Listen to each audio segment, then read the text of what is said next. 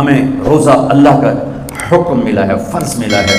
جیسے اللہ بہت بڑا، اللہ کا حبیب اس کے بعد بہت بڑا، یہ دونوں مل کے کہہ رہے ہیں روزہ رکھو. اب چھوڑیں گے؟ رمضان آ رہا ہے اور میرے نبی آمد سے پہلے ممبر پر کھڑے ہوتے ہیں اور کہتے ہیں وہ کون آ رہا ہے، ماذا یستقبلکم وماذا تستقبلون. پھر فرماتے ہیں وہ کون آ رہا ہے، ماذا یستقبلکم وماذا تستقبلون. پھر آپ کہتے ہیں وہ کون آ رہا ہے، ماذا یستقبلکم وماذا تستقبلون. 3 دفعہ وہ کون آ رہا ہے، وہ کون آ رہا ہے، وہ کون آ رہا ہے. صحابہ ویکھن لگ گیا آیت ہے کوئی نہیں، کی فرما رہے ہیں، او آ رہے ہیں، او آ رہے ہیں، او آ رہے ہیں. تو حضرت عمر کھڑے ہو گئے، یا رسول اللہ اوحی نزل، بندہ تو کوئی ہے نہیں، تو کیا وحی آئی ہے؟ ہم نے کہا نہیں. تو کیا کوئی دشمن آ رہا ہے جو آپ نے دور سے دیکھ لیا ہے اور ہم اس کی تیاری کریں؟ ہم نے کہا نہیں. تو کہتے پھر کون آ رہا ہے؟ ہم نے کہا رمضان آ رہا ہے، رمضان آ رہا ہے. فرض 70 فرضوں کے برابر، نفل فرض کے برابر. تراویح کے ہر سجدے پر 1500 نیکی، ہر سجدے پر 1500 نیکی. تراویح کے ہر سجدے پر جنت میں خوبصورت گھر جس کے 60,000 سونے چاندی کے دروازے. تراویح کے ہر سجدے پر جنت میں ایک درخت سونے چاندی کا جس کے نیچے 100 سالہ عربی گھوڑا دوڑ سکتا ہے. یہ میرے رب کا کرم، فضل، انعام. شیطان قید کر دو، ہو گئے. جنت کے دروازے کھول دو، کھل گئے. جہنم کے بند کر دو، بند ہو گئے. اے مچھلیوں، اے چیونٹیوں، اے پرندوں، اے پروانوں، اے سانپ بچھو، تم بھی روزے داروں کے لیے دعا شروع کر دو. کر دی. سمندر کی مچھلیاں، زمین کی چیونٹیاں روزہ رکھنے والوں کے لیے دعا. اور افطاری کے وقت دسترخوان بچھا ہوا ہے، کھانا سامنے ہے، کھا نہیں رہا، ہاتھ اٹھا کے دعا مانگ رہا ہے. میرا اللہ کہتا ہے انہوں کڑی شہروں کی بیٹی کھاندہ کیوں نہیں، یہ پیندہ کیوں نہیں؟ دسو نا فرشتے، دسو نا یہ کیوں نہیں کھاندہ، یہ کیوں نہیں پیندہ؟ کہ مولا تیری خاطر. کہ بس ٹھیک ہے پھر میری تسبیح چھڑ دیو تو میرے روزے داروں دی دعا تے آمین شروع کر دو. حتیٰ کہ اللہ عرش کے فرشتوں سے فرماتا ہے کہ میری تسبیح چھوڑ دو. اور اس وقت جو افطار پر دسترخوان سجے ہوئے ہیں اور لوگ کھانے سامنے رکھ کے بیٹھے ہوئے ہیں کہ اللہ کا امر آئے گا. میرے نبی بھی ایسے ہی فرماتے تھے. میرے نبی نے 9 رمضان دیکھے، 9 رمضان میرے نبی نے دیکھے. ان میں 2 30 کے تھے، 2 رمضان 30 کے اور 7 29 کے. اور آپ بھی کھجور سامنے رکھ کے بیٹھے ہوتے تھے اور ایک آدمی اوپر کھڑا ہوتا تھا اور وہ سورج کو ڈوبتا دیکھ رہا ہوتا تھا. جو ہی سورج ڈوبتا وہ کہتا یا رسول اللہ غربت ڈوبا، آپ فوراً کھجور منہ میں رکھتے تھے. آپ سحری بالکل آخر میں کرتے تھے اور افطاری فوراً کرتے تھے تاکہ امت پہ بھوک کا ٹائم تھوڑے سے تھوڑا ہو. یہ رحمت للعالمین ہی ہے. آپ افطاری دیر سے آخری لقمہ، آخری کھجور منہ میں یا آخری لقمہ اور بلال اذان دیتے تھے اور ادھر یوں سورج چھپا اور ساتھ ہی لقمہ منہ، ساتھ ہی منہ میں. ہم 2-2.5 منٹ لیٹ کرتے ہیں کہ احتیاط احتیاط. چلو ٹھیک ہے، لیکن میں اپنے نبی کا بتا رہا ہوں کہ فوراً ڈوبتے ہی منہ میں کھجور یا پانی یا دودھ کی لسی، اس سے آپ افطار فرماتے تھے. اور ایک واقعہ ہوا، بادل تھے تو بادل میں اندازے سے افطار ہوتا ہے. سب نے افطار کر لیا، میرے نبی نے بھی افطار کر لیا. اور تھوڑی دیر بعد جب نماز پڑھنے کے لیے اٹھے تو بادل ہٹے تو سورج کھڑا ہوا تھا. تو وہ روزہ سب کا قضا ہوا. پھر رمضان کے بعد سارے مدینے نے، میرے محبوب نے بھی وہ روزہ دوبارہ قضا کیا. تو میرے بھائیوں، اس مہینے میں اللہ نے قرآن کو اتارا، اس میں لیلۃ القدر کو اتارا، اس میں اللہ تعالیٰ نے مسلمانوں کو پہلی دفعہ فتح عطا فرمائی. جنگ بدر کی فتح کا تحفہ رمضان میں، مکے کی فتح کا تحفہ رمضان میں. جیسے اللہ بہت بڑا اور اللہ کا حبیب بہت بڑا، پھر اللہ نے اپنے حبیب کو امت بھی اسی کے حساب سے دی. میں تھوڑا فرق بتاؤں موسیٰ علیہ السلام کی امت اور میرے نبی کی امت کی. موسیٰ علیہ السلام کی قوم آگے موسیٰ پیچھے ہارون، اور چلتے چلتے سمندر پہنچے. آگے آ گیا سمندر، پیچھے آ گیا فرعون. قال اصحاب موسیٰ، موسیٰ علیہ السلام کے ساتھی صحابہ. اس میں طنز ہے کہ اتنی صحبت اٹھا کے بھی عقل نہ آئی. قال اصحاب موسیٰ، بنو اسرائیل نہیں کہا، اصحاب موسیٰ کہا کہ ان کے لیے اس میں لان تان ہے کہ اتنی صحبت کے بعد بھی تمہارا ایمان یقین نہ بنا. کہنے لگے انا لمدرکون، موسیٰ تو نے ہمیں مروا دیا، پکڑوا دیا. اب آگے سمندر ہے، پیچھے فرعون ہے، ان کتنے جاویے. ان کو نہ موسیٰ علیہ السلام کا فکر ہوا اور نہ ہارون علیہ السلام. انہیں اپنی پڑھ گئے.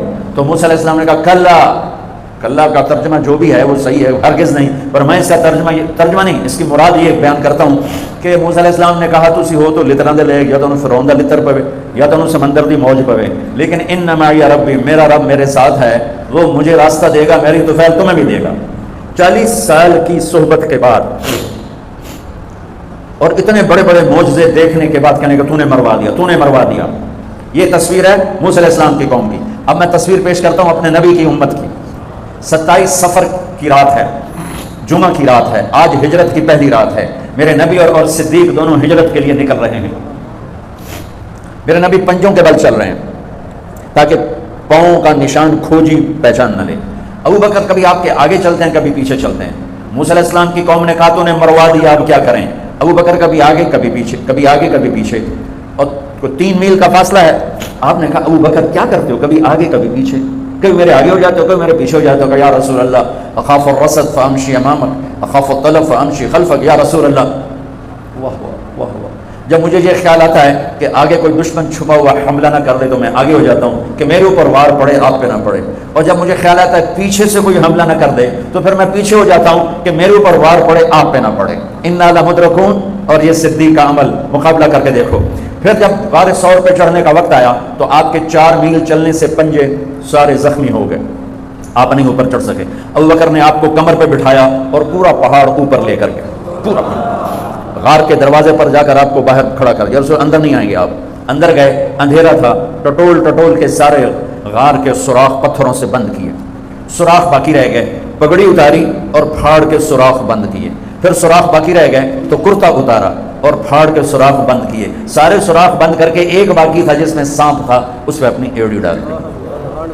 یہ جو سانپ ڈس رہا تھا اس میں علماء نے ایک بات عجب فرمائی ہے کہ وہ اپنے سانپ ہونے کی فطرت سے نہیں ڈس رہا تھا, وہ احتجاج کر رہا تھا ایڑی ہٹا میں بھی دربار نبوت کا دیدار کرنا چاہتا ہوں. وہ سانپ اس لیے زور لگا رہا تھا کہ مجھے بھی تو دیکھنے دے صدیق, تو ہمیشہ دیکھتا, آج مجھے دیکھنے دے, آج میرے بھاگ جاگ اٹھا. یہ علماء نے یہ بات لکھی ہے, میں اپنی طرف سے نہیں کہہ رہا ہوں. جب سارے سوراخ بند اور سام والے سوراخ پہ ایڑی, یا رسول اللہ آئیے. آپ اندر آ گئے. اندھیرا گھپ ہے, کچھ پتہ نہیں چلا. تھوڑی سی جب روشنی ہوئی صبح کی تو میرے نبی نے دیکھا صدیق کا نہ پگڑی اور نہ کرتا.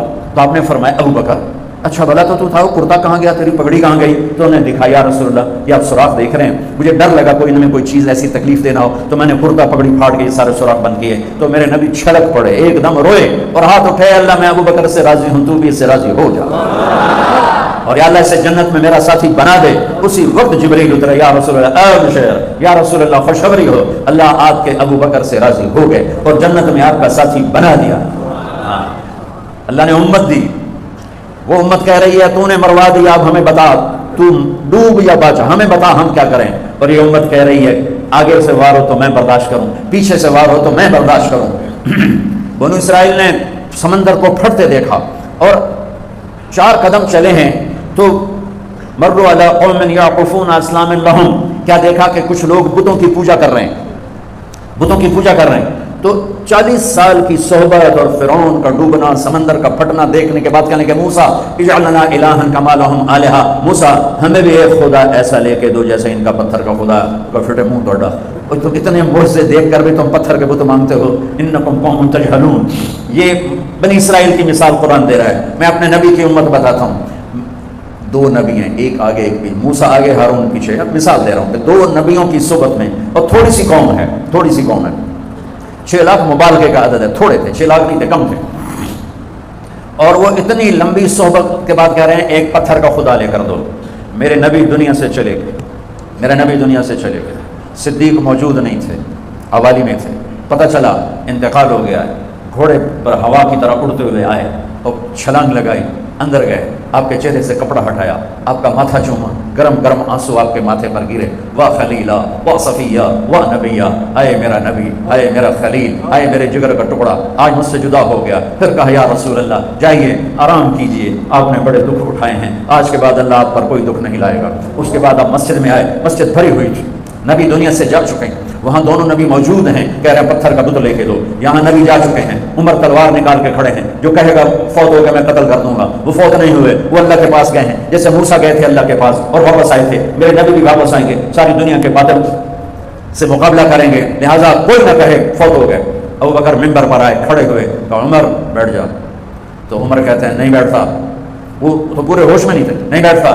تو وہ خاموش ہو گئے اور منبر پر آئے اور سنو صدیق کا خطبہ. یا ایھا الناس من کان یعبد محمدا فإن محمدا قد مات ومن کان یعبد اللہ فإن اللہ حی لا یموت. لوگوں جو محمد کی پوجا کرتے تھے تو ان کا خدا مر گیا, جو محمد کی پوجا کرتے تھے تو آج اللہ نے ان کو موت دے دی. ومن کان یعبد اللہ, اور جو اللہ کی پوجا کرتے تھے ان کا اللہ زندہ ہے, موت سے پاک.